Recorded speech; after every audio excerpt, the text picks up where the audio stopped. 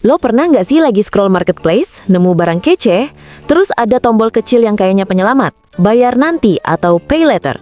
Dan tiba-tiba, tanpa pikir panjang lo klik, barangnya langsung sampai. Tapi tahu-tahu bulan depan notifikasi cicilan nongol. Tagihan pay later Anda sudah jatuh tempo. Nah, dari situ masalah mulai muncul. Gue mau nanya deh, sebenarnya lo yang punya barang itu atau barang itu yang punya lo? Karena, jujur aja, pay later tuh kayak racun manis buat anak muda. Manis di awal, pahitnya bisa lama banget. Dan kalau nggak hati-hati, bisa bikin hidup lo ketekan utang padahal lo baru aja kerja, kuliah, atau bahkan masih sekolah. Sekarang gue yakin, hampir semua anak muda di Indonesia udah tahu yang namanya pay later. Di aplikasi belanja, ojek online, tiket pesawat, sampai bayar makanan semuanya ada opsi pay later.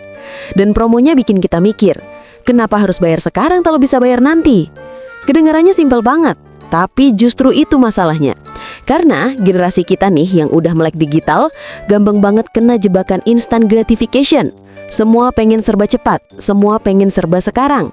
Contoh nyata, lo lapar, nggak ada duit, tinggal klik GoFood Pay Later. Lo pengen nonton konser, padahal gaji pas-pasan, tinggal klik tiket Pay Later.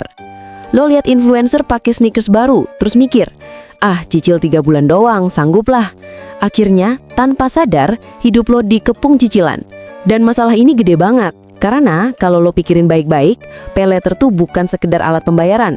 Itu alat yang bisa ngerusak mindset finansial lo kalau nggak dikontrol. Oke, sekarang kita breakdown kenapa pay later itu bahaya buat anak muda.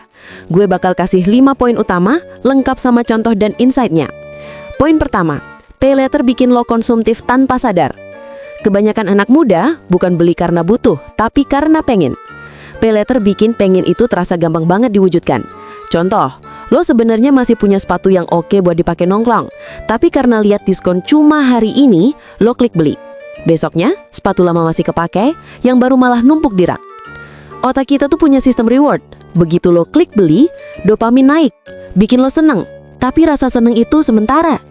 Yang tinggal cuma tagihan. Poin kedua, utang kecil menumpuk jadi gede. Awalnya cicilan cuma 100.000, besoknya nambah 200.000. Ada promo makanan 50.000.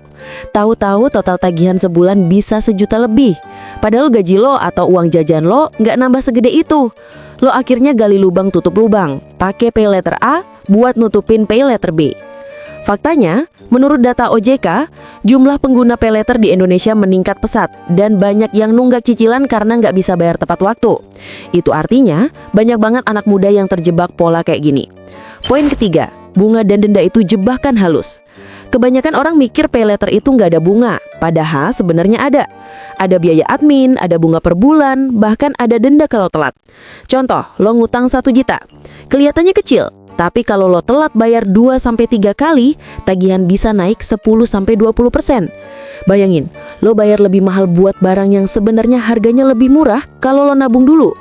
Pay later tuh bukan bantu lo punya barang lebih cepat, tapi sebenarnya bikin lo bayar lebih mahal buat hal yang sama.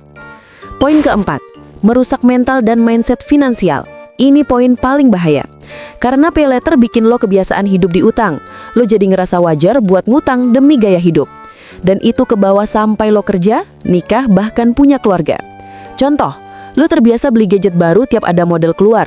Lo mikir, gampang, bisa dicicil kok. Akhirnya, lo nggak pernah belajar nahan diri, nabung, atau ngerancanin keuangan. Orang kaya itu bukan yang punya banyak barang, tapi yang bisa ngatur keinginannya sendiri. Pay later bikin lo kebalikannya. Barang ngatur lo, bukan lo yang ngatur barang.